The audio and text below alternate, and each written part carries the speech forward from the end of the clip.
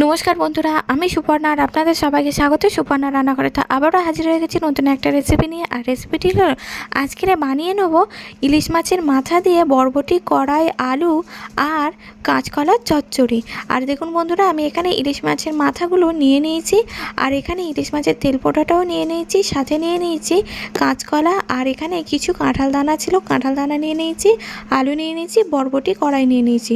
আর এর সাথে কিন্তু বেগুন দিলেও ভালো হতো। আর এই রেসিপিটা আমাদের গ্রাম বাংলার এই ভাদ্র মাসে রান্না পুজোর খুব ফেমাস একটা রেসিপি, ইলিশ মাছের মাথা দিয়ে বরবটি, কড়াই, আলুর চচ্চড়ি। তো বন্ধুরা, এখানে আমি মাছের মাথাগুলো আগে থেকে ধুয়ে পরিষ্কার করে নিয়েছিলাম, আর কড়াতে সর্ষের তেল দিয়ে দিলাম, আর সর্ষের তেলের মধ্যে হলুদ আর দিয়ে দিলাম নুন। আর আমি মাছের মাথার মধ্যে যেহেতু নুন মাখাইনি, তাই আমি কড়াই তেলের মধ্যেই নুন দিয়ে দিলাম। দিয়ে এবার এর মধ্যে ইলিশ মাছের মাথাগুলো আর ইলিশ মাছের তেলটা আমি দিয়ে দিলাম। দিয়ে এবার ইলিশ মাছের মাথাটা অল্প একটু ভাজা করে নেব।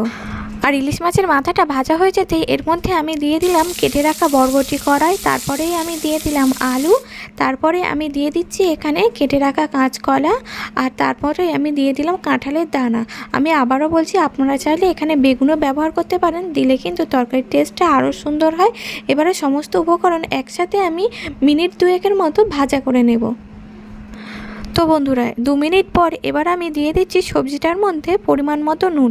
আমি নুন এখানে কিন্তু অল্প পরিমাণেই দিলাম। প্রথমে কিন্তু আমি দেখেছেন মাছের মাথাগুলো ভাজার আগে তখন আমি একটুখানি নুন দিয়েছিলাম, আর এখন তাই অল্প একটু নুন দিয়ে দিলাম, সাথে অল্প একটু হলুদ গুঁড়ো দিয়ে দিলাম। এবার সমস্ত উপকরণ একসাথে আবারও ভালোভাবে নাড়াচাড়া করতে হবে। আর এই রেসিপিটা কিন্তু খুবই সহজ আর খুবই চটজলদি হয়ে যায়। আপনারা এইভাবে একবার বানিয়ে দেখবেন, খেতে কিন্তু দারুণ লাগে।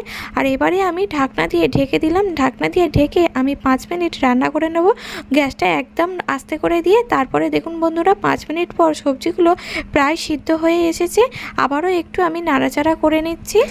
এবারে আমি দিয়ে দিলাম পরিমাণ মতো লঙ্কা গুঁড়ো। লঙ্কা গুঁড়োটা একটু কম দেওয়ার চেষ্টা করবেন, কারণ চচ্চড়ি তো একটু বেশি ঝাল হলে কিন্তু খেতে ভালো লাগে না, তাই আমি অল্প পরিমাণে লঙ্কা গুঁড়ো দিলাম।